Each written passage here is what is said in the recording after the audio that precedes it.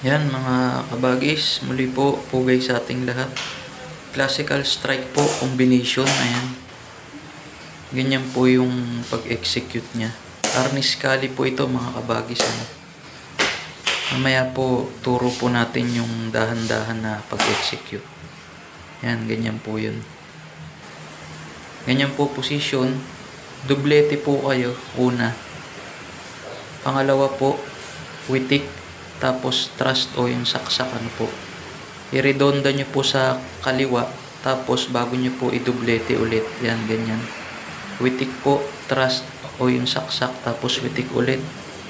Yan, dublete, witik, thrust, witik. Yan.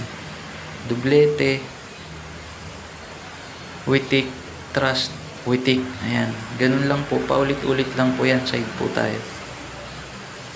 Sa mga alam na po yung ganyang strike, madali na po yan. Ano po? Yung dublete, witik, tsaka thrust. Ayan. Ganyan po. Bilangan po natin. Ito po yung bilang niya. 1. Yan po yung dublete. 2 witik. 3 thrust, tapos witik ulit. Bali, 4 na moves po yun. Ano? O 4 na classical strike. Ayan, ganyan po. Bilisan po ulit natin. Ayan, ganyan po yung pag-execute niya mga kabagis. Sa una po, mahirap, pero pag nakuha nyo na po, madali lang yan. Ayan, magandang classical strike po yan ng Arniscali. Yan po.